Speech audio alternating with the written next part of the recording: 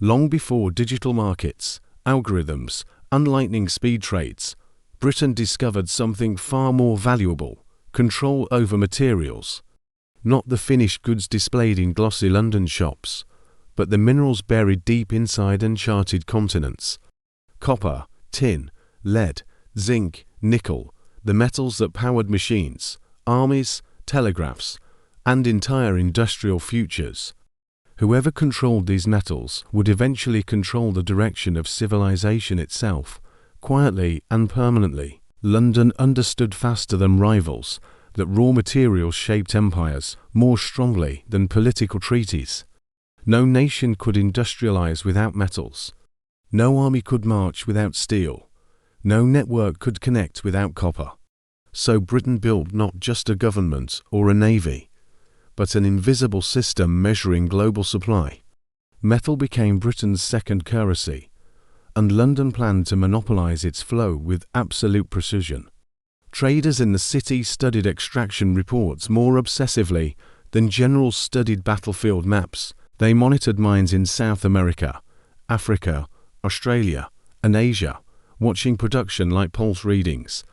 When a mine slowed output, Britain adjusted prices to pressure owners or reward loyal partners. Metal markets became chessboards, and London positioned itself like a grandmother, calculating every future move. The London Metal Exchange emerged as the empire's secret command center for global industrial destiny. A ring of brokers determined value not just for metals, but for entire national development paths. Price shifts decided which nations could modernize factories and which remained trapped in agricultural economies. Through metal pricing, Britain guided futures of continents even without governing their territories directly. Colonial officials didn't need to seize every mine. They only needed to influence the market. If London set the global benchmark, every miner, smelter, shipper, and manufacturer followed instinctively. Even countries threatening rebellion depended on British traders to sell metals at survivable prices. This financial leash held stronger than chains, binding economies through mathematics instead of military presence. Metal shipments followed British insurance, British freight contracts, British banking networks, and British arbitration courts. A single metal cargo touched 5 different British-controlled institutions before reaching final destination overseas. This wasn't a coincidence. It was precisely engineered to entangle global industries within British systems. The world didn't just mine metals. It mined them for Britain's benefit, knowingly or not. In distant territories, miners worked beneath scorching sun or deep underground without understanding distant consequences. Their sweat and danger fed a vast machine headquartered thousands of miles away in London. Every bar of copper or tin eventually ended up priced, logged, and counted under British oversight. Through this invisible funnel, Britain harvested power not from territory, but from extraction dependency. Industrialization accelerated demand, and Britain positioned itself as the only reliable orchestrator of global supply. When Europe needed copper for telegraphs, Britain controlled the flow through coordinated shipping schedules. When America needed tin for canning industries, London brokers manipulated futures to maintain dominance. Control didn't require armies. It required timing, information, and nerve steadier than hardened steel. Rival nations tried creating their own metal markets, but collapsed under Britain's informational superiority. British traders knew weather patterns affecting mines, labor strikes forming underground, and shipping changes instantly. Nothing escaped their network. The empire's intelligence blended seamlessly with commercial communication lines. Knowledge became leverage, and leverage translated into metal prices nations could not resist. Many countries relied on metals to drive industrial dreams, yet Britain controlled the heartbeat behind extraction. If London raised prices, their factories slowed. If London lowered them, their treasuries weakened. Governments learned that the metal market wasn't global. It was inherently British by architecture. And fighting that architecture meant risking economic suffocation before political retaliation ever arrived. Metal warehouses near the Thames grew into enormous fortresses, storing mountains of global industrial potential. Inside them lay the raw power to build cities, war machines, and global communication networks. A single warehouse decision could inflate costs for entire regions dependent on imported materials. Thus, metal storage itself became a form of influence, enabling Britain to tighten or loosen global supply. Some politicians claimed Britain's metal system resembled an unseen empire far stronger than past dominions. Instead of flags or troops, Britain deployed contracts, futures, and strategic releases of industrial metals. Diplomacy happened through shipments. Economic punishment occurred through withholding supply at crucial moments. Empire didn't vanish. It transformed into commodity infrastructure disguised as market behavior. Mining magnates sought London's approval for funding, insurance, and price guarantees before opening new sites. They valued British reliability rather than local government policies, even in their own countries. This financial loyalty tethered global mining operations to London's heartbeat, not their national institutions. A miner's success depended less on geology and more on British willingness to support extraction. As nations industrialized rapidly, the competition for metals became fierce, frantic, and politically explosive. Factories required constant resources, and shipping lines demanded predictable volumes to maintain global schedules. But Britain, sitting at the center, could amplify scarcity or abundance with quiet adjustments. What others saw as chaos was simply opportunity, another moment for Britain to strengthen influence. The city developed complex financial instruments, allowing traders to profit from future scarcity or abundance. These instruments influenced mining investment across continents, shaping where global extraction expanded next. If London signaled rising prices, countries opened mines. If falling, they halted development immediately. Thus, Britain predicted future supply not by observing the world, but by sculpting it deliberately. London's reputation grew as the only marketplace where metal prices truly reflected global confidence. Investors didn't trust rumors from foreign markets. They trusted signals issued from British trading floors. This psychological advantage meant Britain didn't just control metals, it controlled belief in pricing. And belief shaped reality, giving Britain command over a world dependent on stable industrial value. By the early 20th century, Britain oversaw a global web of mines, traders, insurers, bankers, and carriers. Even countries hostile to British influence relied on British pricing for their economic planning. Their factories, budgets, and military supply chains all depended on numbers set in London. It was domination without war, obedience without force, control without occupying a single territory. When global conflict erupted, Britain's metal network became the backbone of wartime manufacturing logistics. Reserves stored in London warehouses fed weapons factories across continents through tightly coordinated releases. Enemy nations suffered shortages because they lacked access to coordinated metal distribution channels. Britain fought with information, timing, and supply, a triumph of economic foresight over firepower. And so the world discovered a truth more powerful than any weapon forged from steel. Raw materials might belong to nations, but value belonged to whoever controlled their distribution. In this equation, Britain didn't extract metals, it extracted obedience, influence, and long-term leverage. The London metal conspiracy wasn't myth or rumor. It was a quiet empire built on necessity. Nations soon realized Britain wasn't merely pricing metals, it was orchestrating the industrial tempo of civilization. Every shift in London's market pulse redirected factory output, government spending, and military readiness worldwide. The city didn't predict the future. It quietly shaped it through calibrated adjustments invisible to outsiders. The London metal conspiracy wasn't a theory. It was the hidden machinery steering global ambition.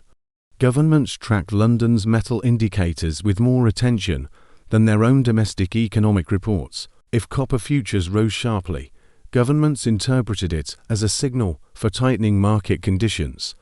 If tin prices fell gently, nations accelerated production, trusting British calculations over local intelligence systems. Britain became the interpreter of global risk, a silent oracle commanding worldwide industrial behavior. Mining nations discovered their sovereignty weakened each time London adjusted prices in distant trading rooms. A single price change determined whether mines expanded, halted operations, or collapsed under financial pressure. Workers' lives depended not on geology, politics, or local conditions, but on British traders' decisions. Thus an empire re-emerged silently, not through armies, but through invisible lines of financial gravity. Corporations attempting independence from London found themselves crushed by insurance withdrawals and freight limitations. Shipping firms refused contracts unless prices aligned with London's benchmark for global industrial metals. Without those contracts, metal couldn't move, factories couldn't operate, and economies stalled instantly worldwide. Resistance wasn't punished by force, it was punished by the collapse of movement itself. London brokers formed alliances with insurers, bankers, carriers, and intelligence networks across continents. Together they created a world where a metal shipment couldn't travel without touching British oversight. This coordination turned logistics into dominion, transforming global supply chains into instruments of influence. Nations thought they were trading metals, but they were trading dependency with every shipment. Industrial giants often consulted British traders before launching major factory expansions in emerging economies. These consultations weren't political. They were survival strategies grounded in London's predictive power. A wrong decision could doom entire industries, leaving thousands unemployed and governments financially paralyzed. Thus nations surrendered industrial planning to British cycles, binding their growth to London's hidden rhythm. Even superpowers found themselves unable to escape Britain's metal architecture.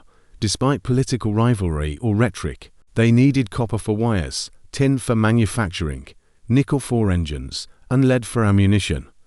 And while they mined these resources domestically, they still depended on London to price them correctly. Economic pride mattered little when the empire's financial metronome governed every industrial heartbeat. Global shipping routes bent themselves around British metal flows like planets orbiting gravitational centers. Ports expanded where British freight volumes surged, shrinking where London redirected its shipping priorities. Entire cities rose or withered depending on metal movement determined in small London trading pits.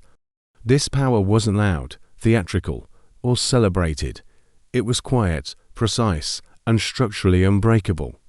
When markets panicked during crises, nations begged London to stabilize metal benchmarks before addressing local volatility.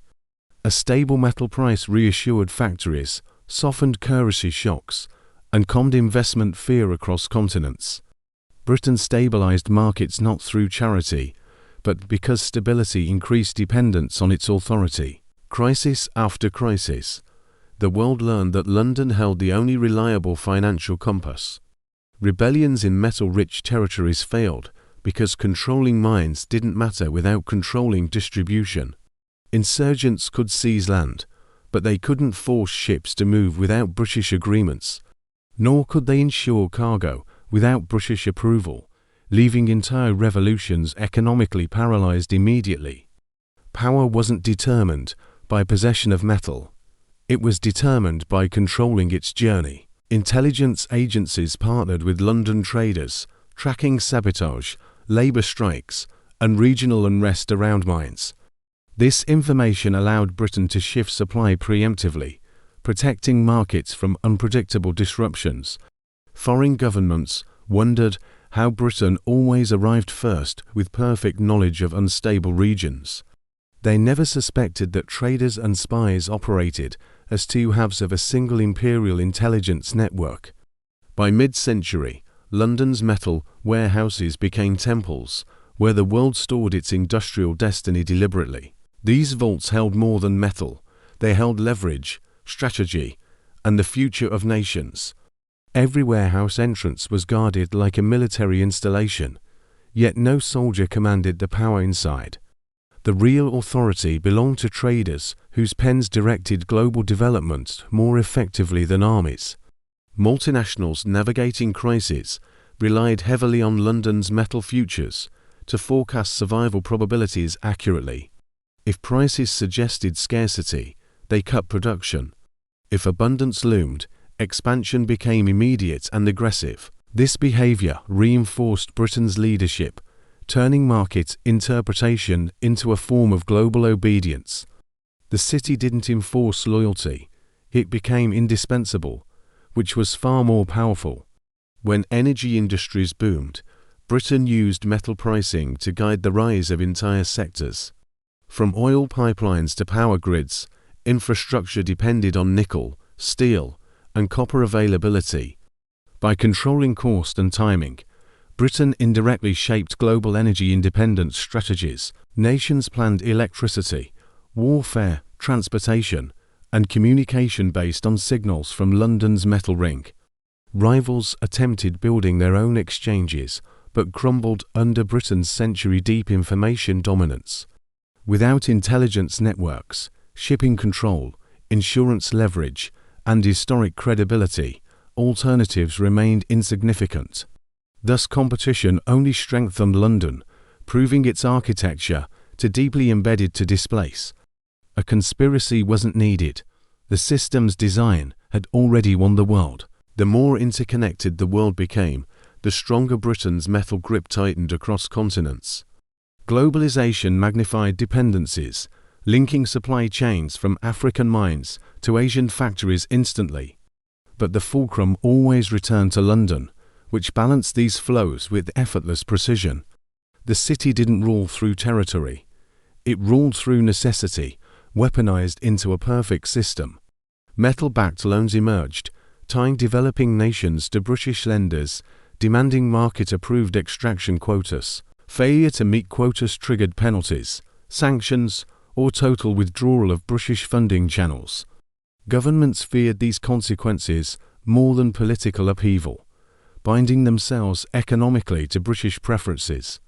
Thus metal scarcity and abundance became geopolitical levers, wielded quietly by London's financial elite.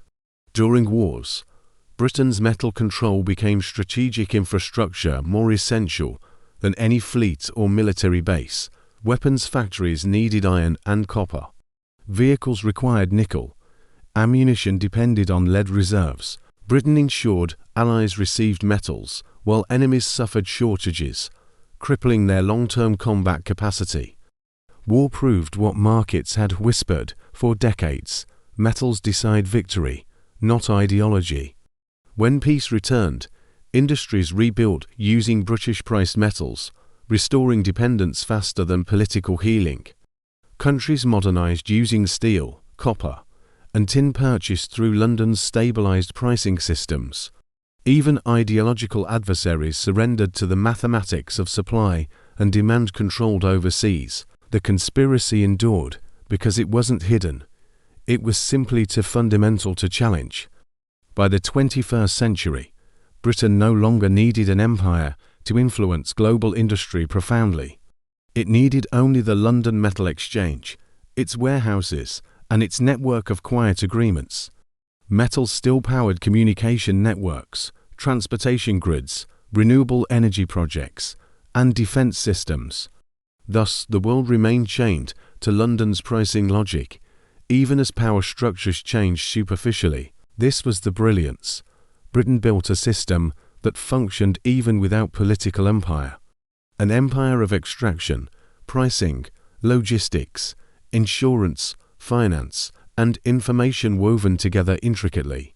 Nations didn't worship Britain, but they relied on its structure like lungs rely on oxygen. The London metal conspiracy wasn't maintained. It lived, evolved, expanded, and embedded itself globally. Today, every device, every building, every vehicle, Every grid relies on metals still shaped in London. The world believes technology freed it, yet every innovation demands commodities priced under British influence. So modern power remains connected to an ancient financial design stretching across centuries effortlessly. The empire never vanished. It simply hid inside supply chains powering humanity's progress. If this story changed how you see materials and power, remember, empires survive longest when disguised as markets. Subscribe for more hidden histories buried under global economics, because the next shortage may already be engineered somewhere.